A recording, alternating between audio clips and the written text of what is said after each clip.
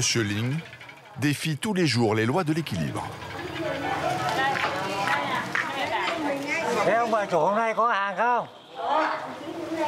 Nay ông có nhiều không? Ông mua đó tôi tốt lắm ạ. Giá cả ông mua mọi khi 150 thì ông phải trả tôi 150. 15.000 một chiếc. Cho hàng cho cốc nước trà đi. Thế thì trả hàng thì ông tính là bao nhiêu nào? Rồi. Thôi bớt ông nửa giá. Nửa giá gì? Les Vietnamiens sont maîtres en matière de casse-tête. Une science appliquée avec patience. Et il en faut pour faire tenir 200 pièges à crustacés sur un vélo. Ces barres en bambou sont indispensables pour le transport. Elles évitent que la marchandise ne tombe en chemin, car c'est plutôt encombrant. Et le chemin est très mauvais.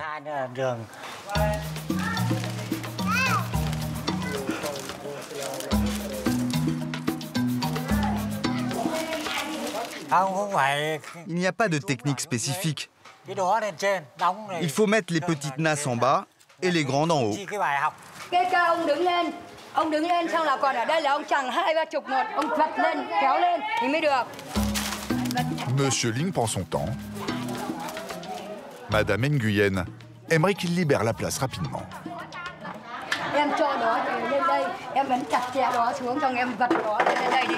Em mới đưa lên đây thì mới hết được, đó còn không bao giờ hết được. Mà lại dây mưa. Dây mưa là... Đây là 70, 80. Cậu cứ nghe tôi, cho đó đẩy lên đây đi, ấn chặt chẽ đó vào. Đưa hộ 20 đó cho anh ấy vặt, cho cậu vặt hộ lên đi này cái đi.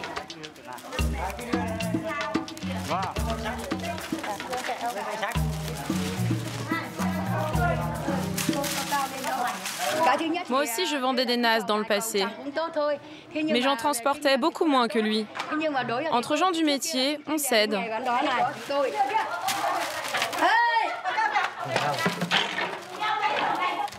Lắc còn nó xịt còn chưa cái này nào. Đấy, xịt. Bây giờ là lấy cái dây này, buộc từ đây sang đây. Kéo cái dây này, đây là bác Chí, lấy cái dây đây. Dây dài này cơ, buộc cái đít này, cấn thằng kia nó mới không co xuống.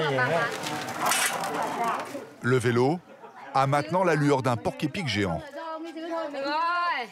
Rồi, an toàn. Đẹp quá đi. Ra đấy là an toàn rồi. Ông để nhiều càng nữa. Le fragile montage est mis en péril dès la sortie de l'atelier. Vương dây điện rồi. Để anh giúp đỡ hộ cái dây tí. Khá hộ.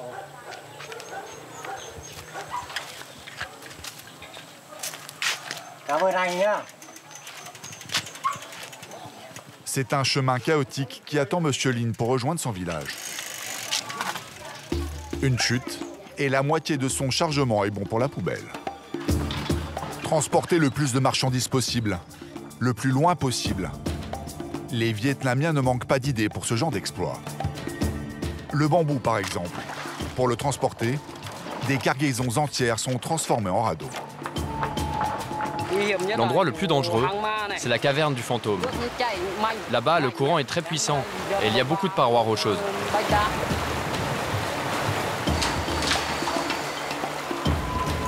Mais comment transporter le bambou quand on est pauvre et qu'il n'y a aucune rivière à proximité? Ce paysan a trouvé la solution. Il a construit son propre camion.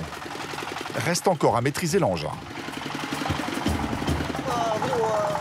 Avec mon véhicule, je peux aller partout, dans tous les villages. C'est pas comme les gros camions qui s'embourbent. Au Vietnam, voitures et camionnettes sont un luxe. Alors les transporteurs s'adaptent. Les deux roues remplacent les camions.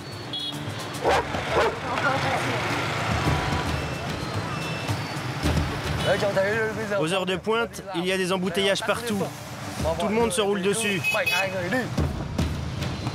Le riz, le soja et le poisson sont la base de l'alimentation en Asie. Au Laos, pays voisin du Vietnam, pêcher dans les rapides du Mekong demande une certaine dose de courage. Il faut être fort, robuste et bon nageur. Sinon, c'est la mort assurée.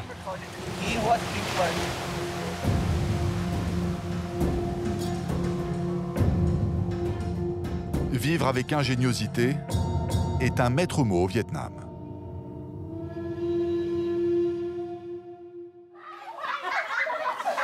Au fur et à mesure du trajet, Monsieur Ling entame la danse du zigzag.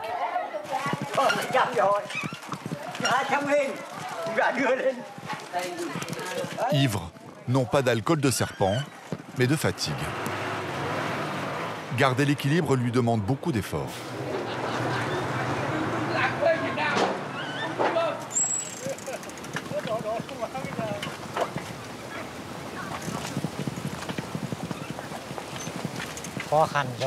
C'est assez encombrant ce que je transporte.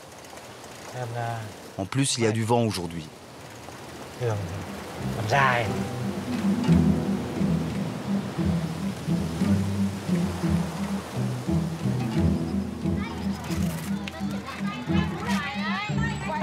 Ce qui est le plus dangereux, c'est quand il faut traverser la route ou tourner.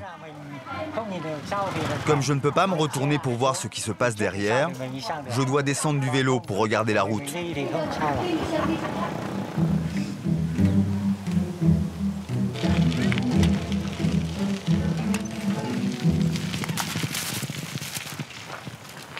Voilà maintenant 5 heures qu'il pédale tant bien que mal. 3 heures de plus que de coutume. Il n'a plus le choix. Il faut couper par les rizières. Je vais prendre un petit sentier. C'est un raccourci pour arriver au village. Le problème, c'est qu'il est dur à pratiquer. Les buffles l'empruntent, les paysans, mais pour les vélos à la cargaison tangente, ce n'est pas vraiment recommandé.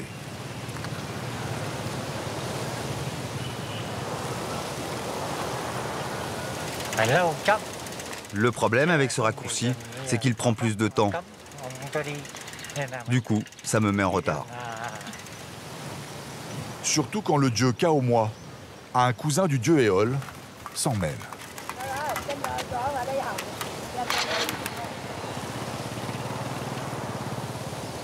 Ce vent me déséquilibre tellement que c'est très fatigant.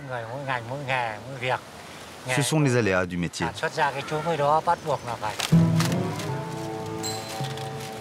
Après les années de guerre et d'embargo qui ont plombé son économie, le Vietnam communiste s'ouvre au monde. Son industrie et son agriculture se développent vitesse grand V, comme le tourisme. Mais il y a un revers à cette nouvelle économie.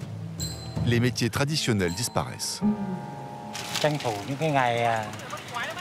Il y a de moins en moins de demandes. Les gens n'utilisent pratiquement plus ces outils traditionnels. Peu à peu, les villageois changent de métier. Ils se reconvertissent dans l'artisanat pour les touristes. Bientôt, plus personne ne fabriquera des nasses. Monsieur Lin arrivera avec sa cargaison entière, 6 heures de coups de pédale plus tard.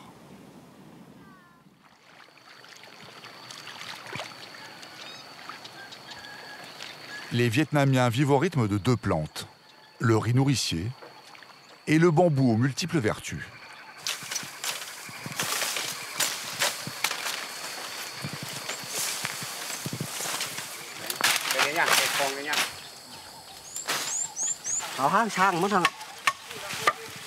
Trông bây giờ là nó đổ đã. Đấy, mình phải chặt đi thôi. Thứ nhất là cây này nó cũng già cối nữa. Đấy, cây này mình bắt buộc phải chặt nè. Quay cái ổi.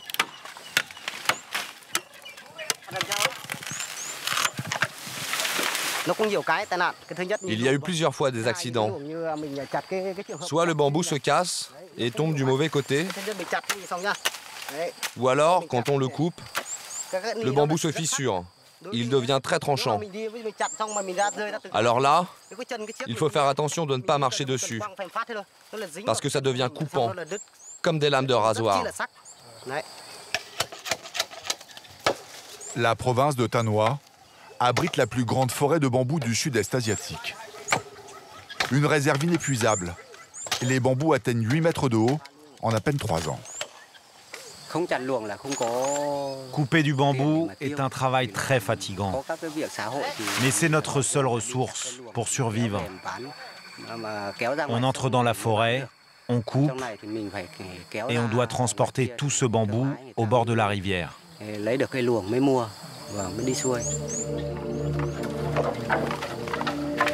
Les mâts de bambou sont portés sur plus d'1 kilomètre.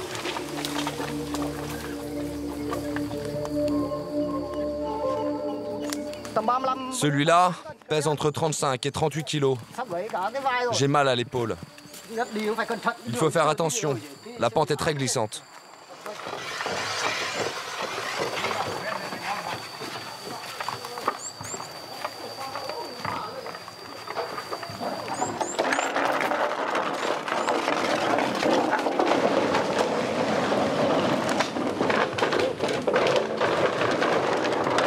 La coupe et le transport rapportent aux hommes 1 € par jour. Les plus courageux multiplient par 10 ce salaire en acceptant la seconde partie du travail. Le montage d'un gigantesque mécano.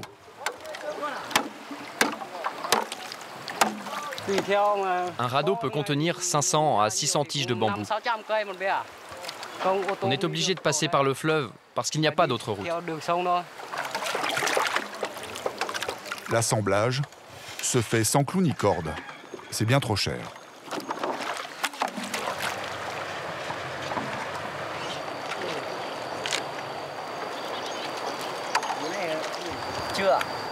Il n'est pas assez solide. Il manque une couche.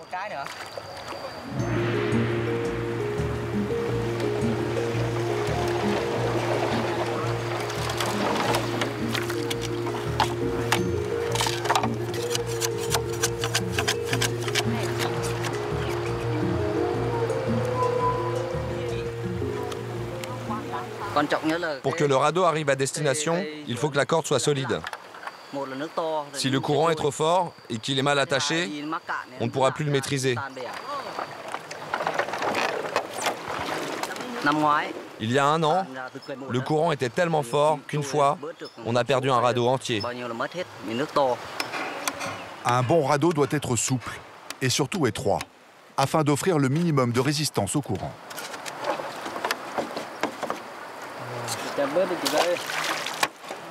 Le géant mesure près de 50 mètres. Le radeau est tellement grand qu'il faudra anticiper les virages longtemps à l'avance. Sinon, on risque de s'échouer sur le rivage. Ce gouvernail nous sera utile.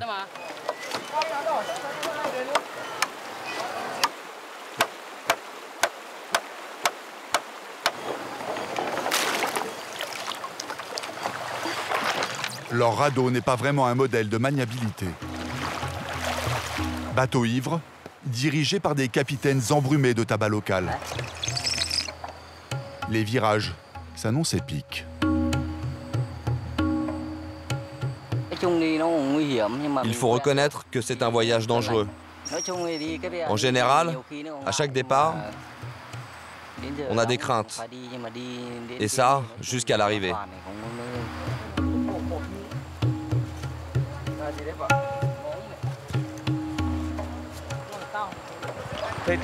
On a de la chance. Les conditions météo sont bonnes aujourd'hui. 30 km et 5 heures de descente, ballottées au gré de l'humeur des flots. Attendent les hommes.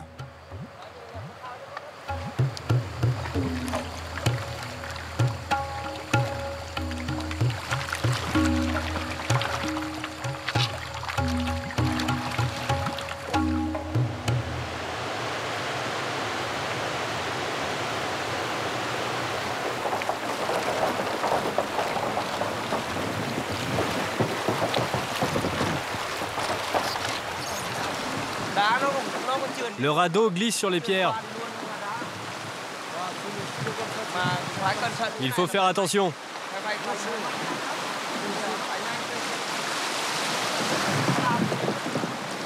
À force de taper dans les rochers, les liens de bambou se desserrent. Le radeau risque de se disloquer.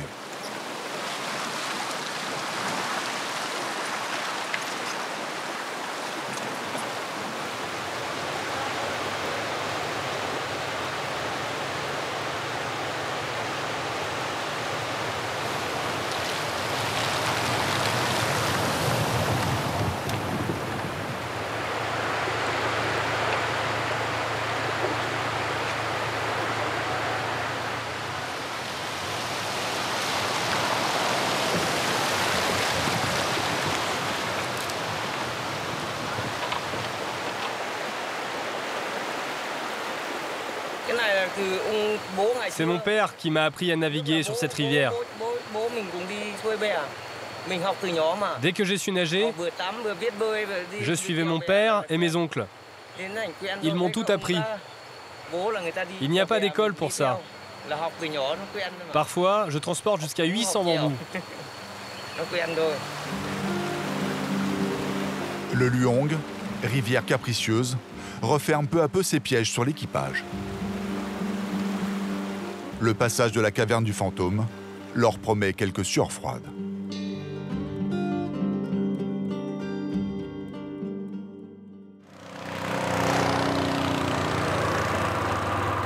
Le Vietnam accueille un fleuve légendaire, surnommé la mer des eaux, le Mekong. Il nourrit les 6 pays qu'il traverse. Comme le Laos, frontalier avec le Vietnam. Après avoir parcouru 5000 km depuis sa source dans l'Himalaya, c'est ici que le fleuve déverse sa rage. Elle a donné naissance aux chutes de Koné. Leur débit fait partie des plus puissants de la planète. Et pourtant, les pêcheurs laotiens se jettent à l'eau sans peur.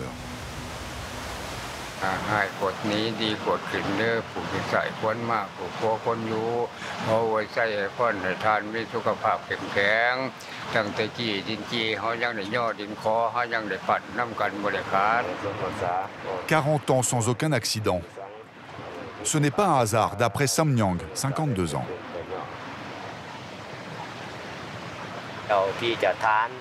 Je viens ici demander aux esprits l'aide dans mon travail de pêcheur. C'est indispensable d'avoir cette autorisation. Sans cela, nous ne serons pas protégés pendant la pêche.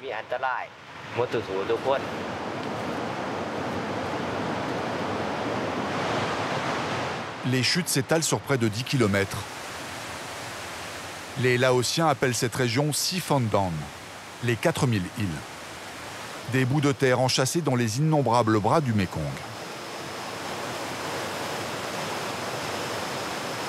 L'une d'elles est le terrain de chasse de Sam Nyang. S'y rendre demande de l'équilibre et un cœur bien accroché.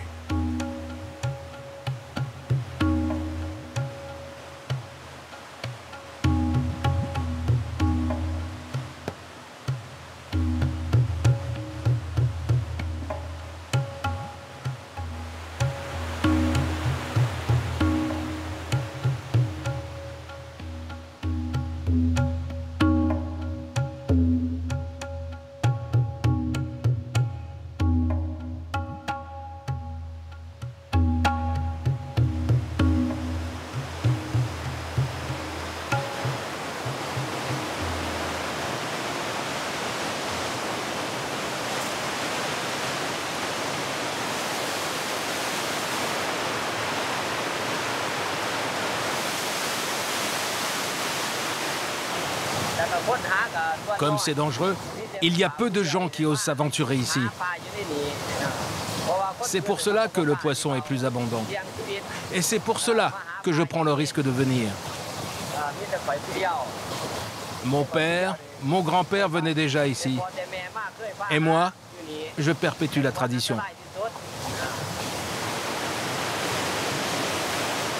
Les poissons se reproduisent plus haut, en amont. Quand ils descendent le fleuve, ils se trouvent pris au piège dans les remous des cascades qui les étourdissent. Ce poisson, on l'appelle le patchoc. Parfois, il y en a des plus gros. Et celui-là, il doit faire dans les 5 kilos. 9 heures durant, Sam Nyang jette son filet sans relâche.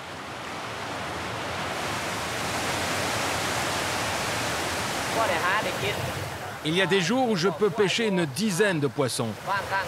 Mais aujourd'hui, ce n'est pas le cas. Et il y a trop de courant. Ce n'est pas un bon jour.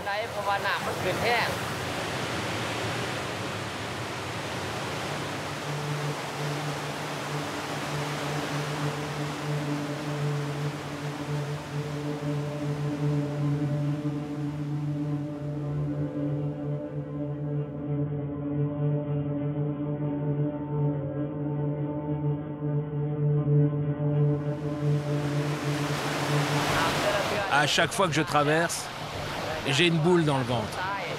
J'ai peur de tomber, j'ai peur de perdre la vie. Mais si je n'y vais pas, je ne pourrai pas nourrir ma famille.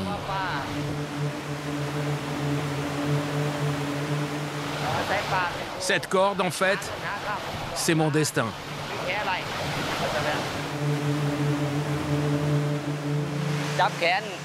Je m'agrippe tellement fort à cette corde que je ne sens plus mes bras.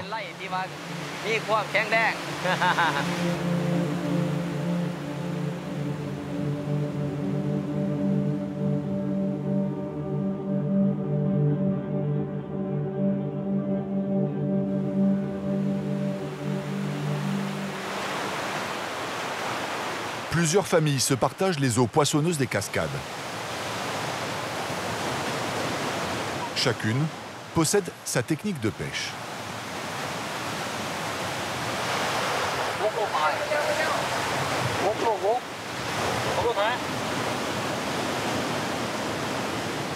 Noy et ses associés en attrapent une centaine de kilos par jour grâce à une ruse imparable. C'est un endroit stratégique, car ici, les poissons remontent du sud vers le nord.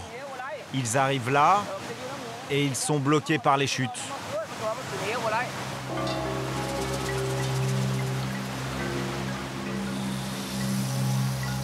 Noy et ses collègues n'ont plus qu'à se baisser pour les ramasser. Le courant pousse les poissons vers ces ingénieuses rampes de bois.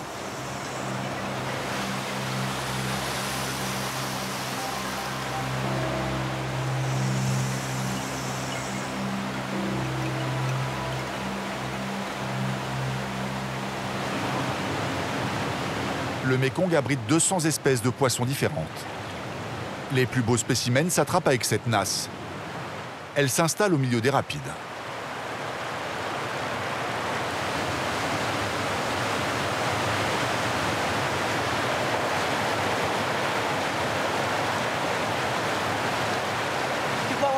Ce métier est très dur.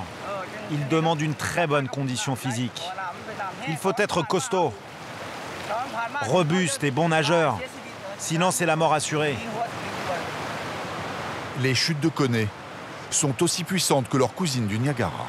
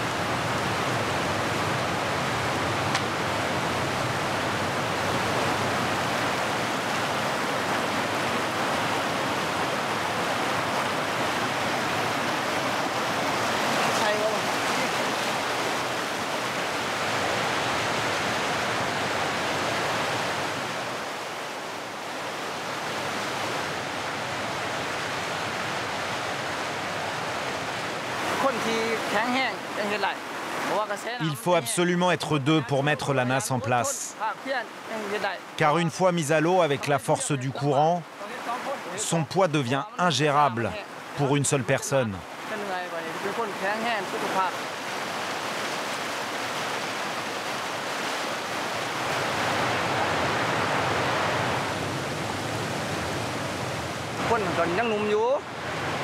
Récemment, il y a eu un accident. C'est arrivé à un jeune qui était bon nageur, mais il était ivre. En traversant, il a lâché la corde. Ce jour-là, le courant était si fort qu'il s'est fracassé sur les rochers.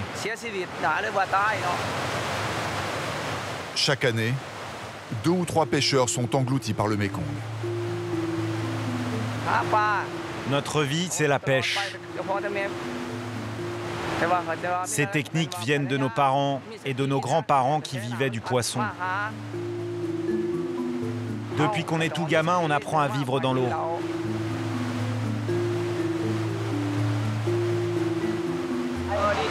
Aujourd'hui, j'ai pris au moins 20 kilos de poissons. C'est une bonne pêche. Des journées comme ça, ça me motive et ça me donne envie d'y retourner. Lentement, les poissons disparaissent. La faute aux pesticides utilisés dans l'agriculture intensive et aux 12 barrages qui jalonnent le parcours du Mékong depuis l'Himalaya jusqu'à son arrivée dans le delta du Vietnam.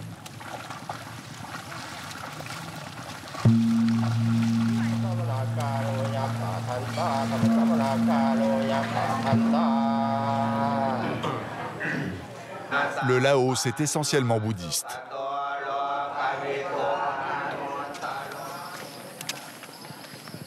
Une fois par semaine, Noi le pêcheur et son épouse se rendent au temple. Tous les deux ont des crimes à se faire pardonner.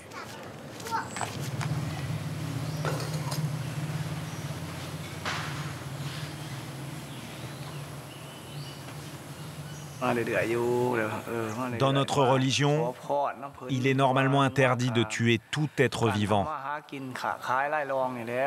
Mais pêcher, c'est mon métier. Je tue des poissons pour pouvoir vivre. C'est pour ça que je viens ici. Les bons nous aident à alléger notre karma. Nous faisons des offrandes et nous demandons pardon pour tous les animaux que j'ai tués. Mon mari ne peut pas faire d'autre métier. Notre survie dépend de la pêche. Donc je prie pour lui, pour qu'il ne lui arrive rien.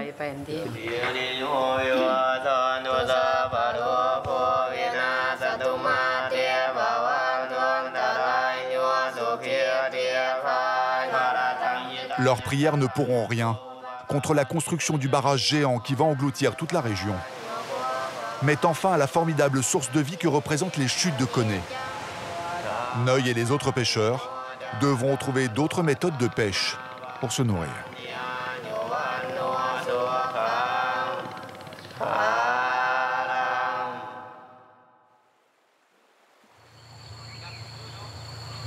Au Vietnam, sur la rivière Luong, le radeau de bambou se trouve en terrain calme. Les hommes en profitent pour le renforcer. La grotte du fantôme n'est plus très loin. Après tout ce qu'il a subi, on va lui refaire une petite beauté, qu'il soit présentable pour la livraison.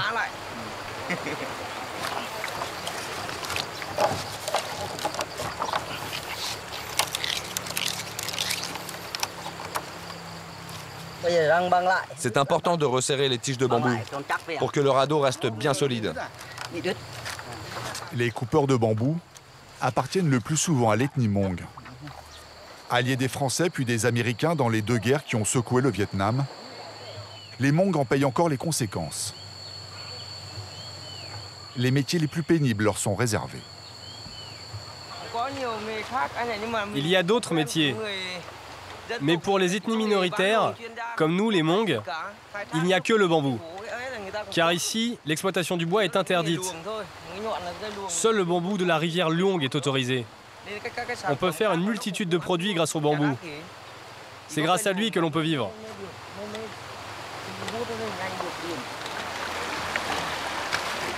Fin du temps calme. Les rapides entraînent de nouveau le radeau dans une course folle.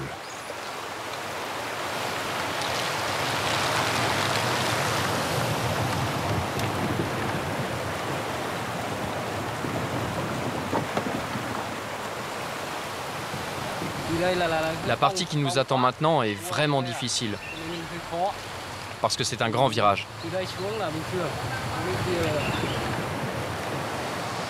Faire tourner un radeau de près de 50 mètres de long est loin d'être chose facile.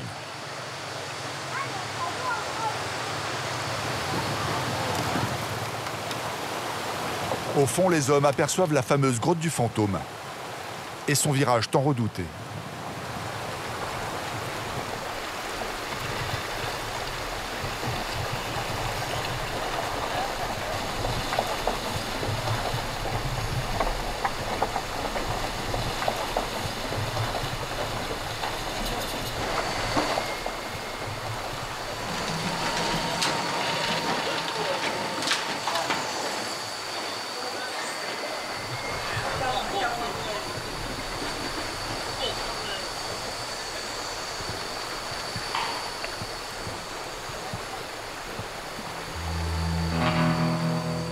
Cette fois-ci, le fantôme de la grotte a été clément.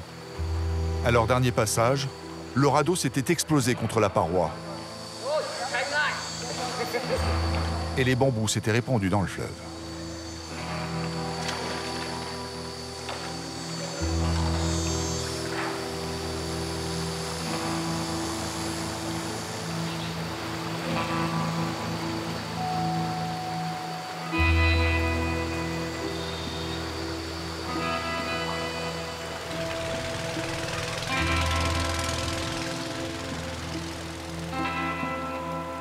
Une fois sur le fleuve Sangma, les hommes sont relayés dans leur effort par un bateau à moteur.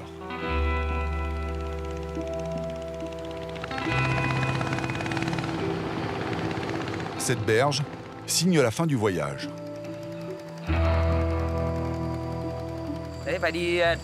L'ensemble des radeaux représente à peu près 3000 bambous. C'est ce que l'on doit livrer au patron. Ce sont des grossistes. Ils nous achètent nos bambous et les revendent aux usines. Pour nous, le travail est terminé. Maintenant, nous allons rentrer chez nous. Plus haut dans les montagnes, la mousson complique la vie des villageois. Ces pluies torrentielles transforment les pistes de terre en serpents visqueux.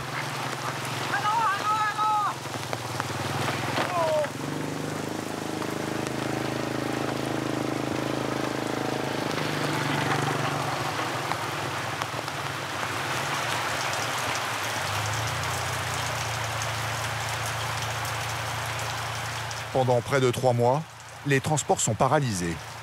La livraison des bambous de montagne est compromise tous les jours.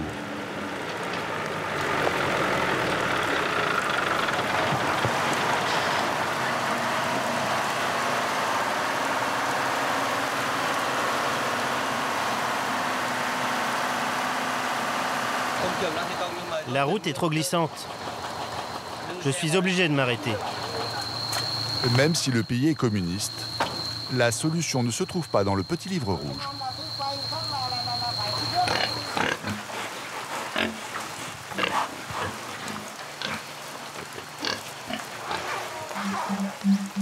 Van Ly est un conquérant, un grand timonier. Lui ne guide pas un peuple, mais cet engin de sa fabrication. Il l'a surnommé Tuk Tuk.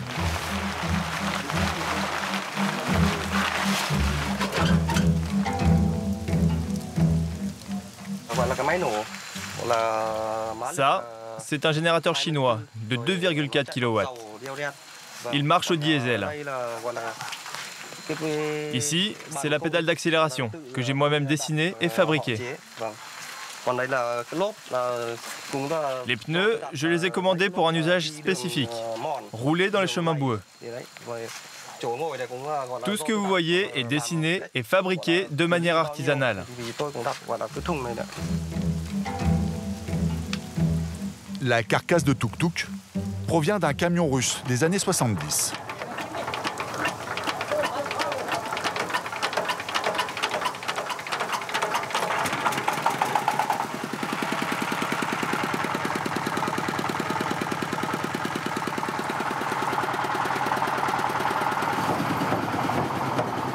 Van Ly et son assistant partent dans les montagnes charger une cargaison de bambou.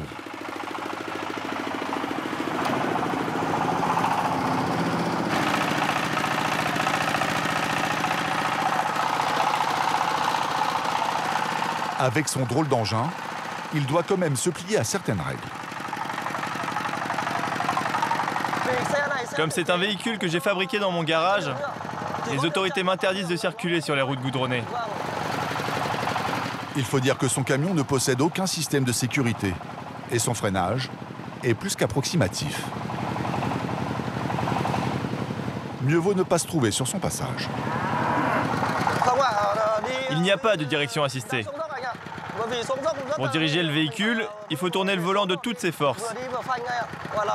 Il est très dur. C'est très fatigant. Avec mon véhicule, je peux aller partout. Dans tous les villages, sur les petits chemins et même les ruisseaux. Ce n'est pas comme les gros camions qui s'embourbent. Moi, le mien, il passe partout.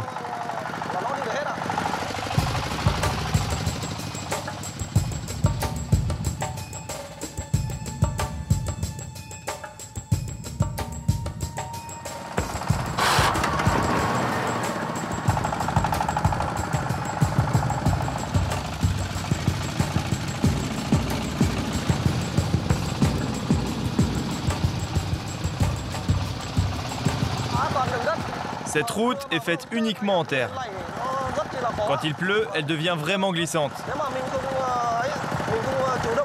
Le risque, c'est de tomber dans le ravin, car il n'y a plus d'adhérence.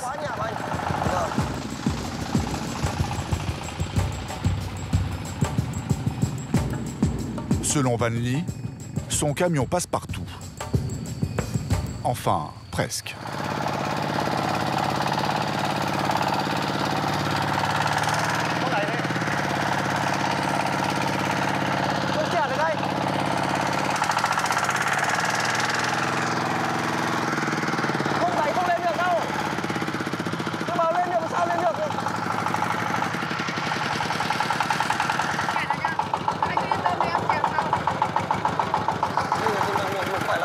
Les gens ne demandent pas d'argent pour nous aider. C'est tellement dur ce qui nous arrive qu'ils nous aident volontairement et gratuitement.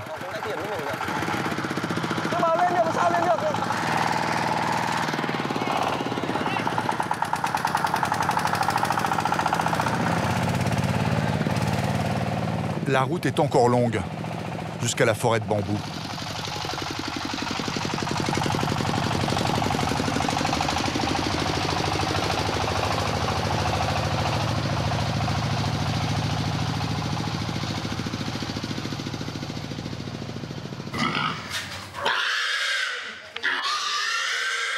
Rien ne sert de grouiner. Ce cochon doit prendre son mal en patience.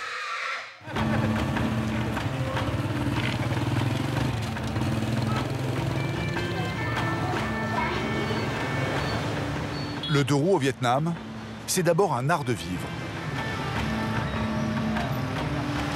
40 millions de motos arpentent le pays, une pour 2 habitants. La plus forte concentration de la planète.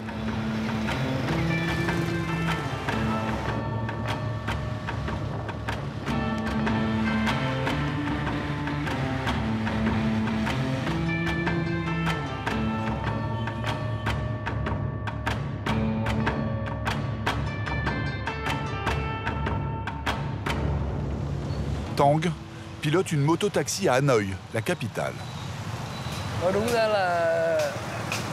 La densité des motos à Hanoï est très élevée. Aux heures de pointe, quand tout le monde va travailler, il y a des embouteillages partout. Tout le monde se roule dessus. 2 coups de klaxon signifient que l'on veut doubler. Reste à décoder le signal au milieu de ce concert permanent.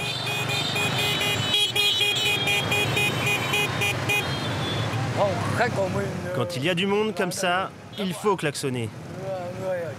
Ça énerve les gens en général. Mais sinon, personne ne te laisse passer.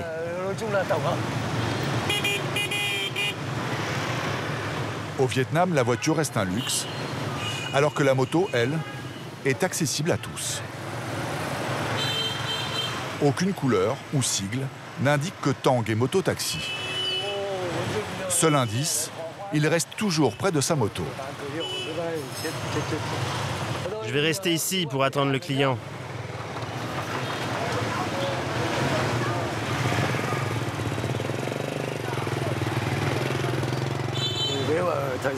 Pour circuler dans la vieille ville, c'est la galère. Mieux vaut se déplacer à pied. Mais à pied, tu es obligé de marcher au milieu de la rue, car il n'y a pas de place sur le trottoir. Même si elle est pratique, la moto reste un problème à Hanoï. La place commence à manquer et leurs petits moteurs, rarement de dernière génération, saturent l'air de pollution.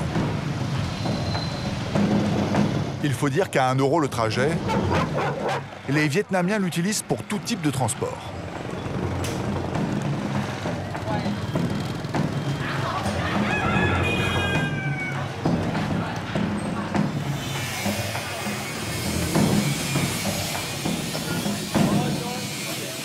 xe để cho máy lên, xe lên.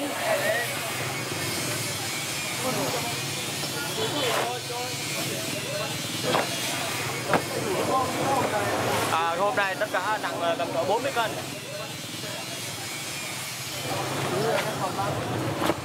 Mày nói đi, mày nhiều hơn.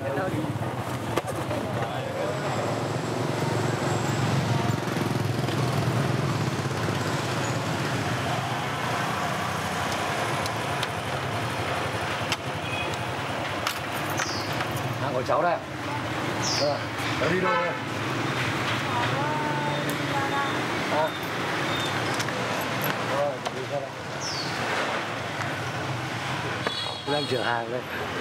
En plus des personnes, je suis obligé de transporter des marchandises pour gagner correctement ma vie.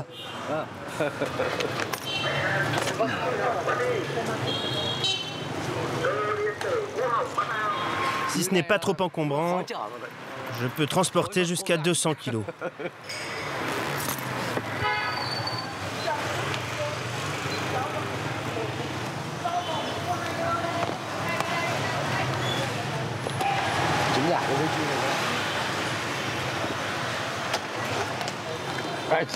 Ngồi thử đây. Chú ơi, mấy cái đồ này dễ vỡ, chú cẩn thận của cháu nhá. Ok. Đến nơi chú cháu yên tâm đi, chú xách lên là chú biết rồi. Chỉ rồi chú ấy, cháu có gì đến chú alo cháu. Rồi, sao rồi. Cette jeune femme a raison de ne pas être rassurée. Les motos sont responsables des 3/4 des accidents et font chaque jour près d'une trentaine de morts au Vietnam.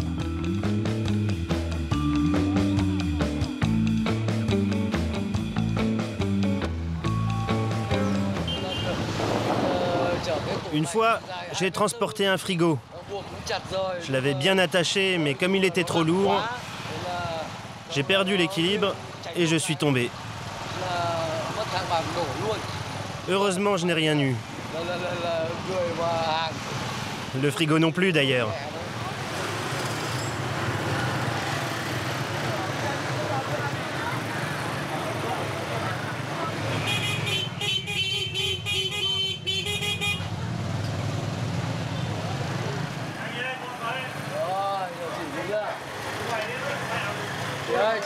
Cho con Hoa cái nhá.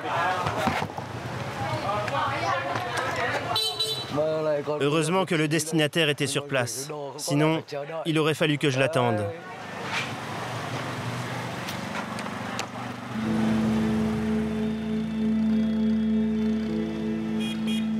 Cela fait plus de 15 ans que Tang slalome dans les rues d'Hanoï, à raison de 6 heures par jour.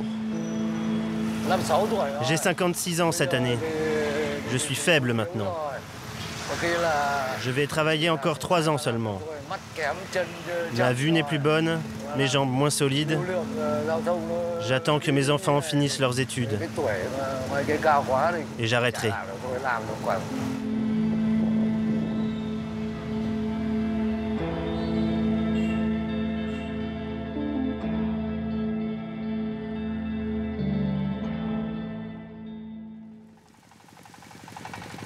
Sa pétarade se fait écho dans les montagnes.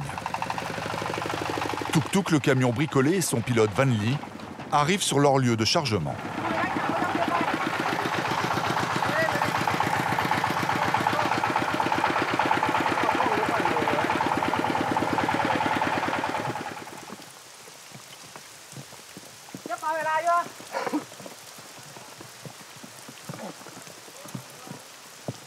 La bruine qui les a accompagnés tout le long du trajet se transforme peu à peu en une pluie battante.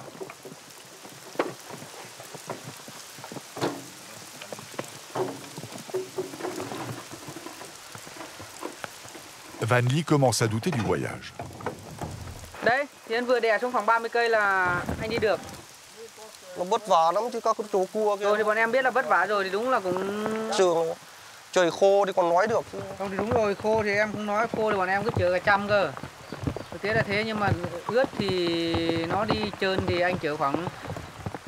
Anh đang ngại lấy xe không về còn không lấy được, lấy cả luồng. Anh yên tâm, bọn em sẽ cố gắng đưa anh ra đến ngoài đường. Nếu mà nó khô ráo thì thoải mái, nhưng mà đường này thì quá ngại luôn chứ. Đi xe không nó còn ngại, chở hàng này. Mon client a besoin de sa marchandise aujourd'hui. On est obligé de le livrer. Comme le chemin est presque impraticable avec la pluie, c'est difficile de trouver un bon conducteur comme lui, qui connaisse aussi bien cette route et qui va pouvoir apporter la marchandise à destination.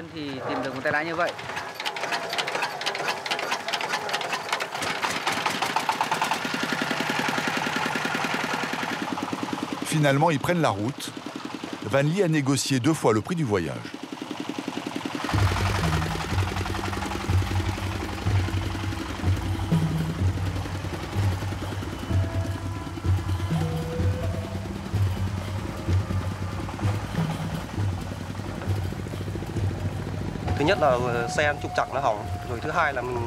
Je m'inquiète souvent de la surcharge de marchandises. Ça pourrait causer des accidents. La plupart d'entre eux arrivent lorsque le véhicule grimpe une côte. Il se met à patiner, puis à glisser. Si le conducteur arrive à sauter, alors tout va bien. Sinon, il risque d'être écrasé par le véhicule. Je me sens en sécurité uniquement quand je suis rentré chez moi.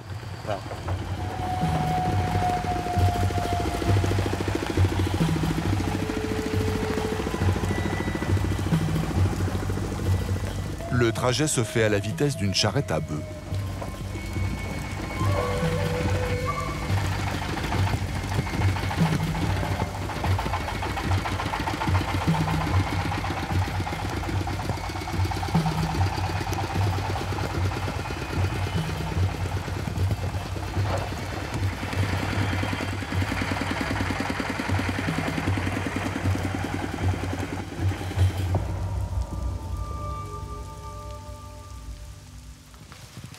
Cinq heures de piste plus tard, le camion bricolé atteint l'usine de bambou.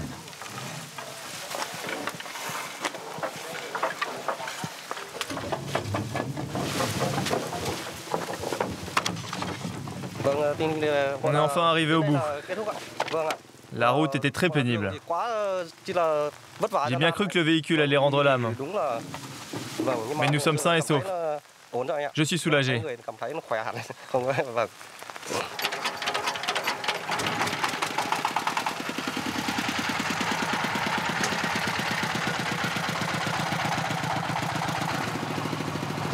Dans peu de temps, il n'y aura plus aucune piste en terre au Vietnam.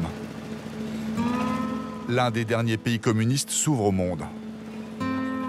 Le traitement de la crise économique, l'éducation, la restructuration des entreprises publiques et la lutte contre la corruption sont des chantiers prioritaires. Le Vietnam est un tigre qui se réveille.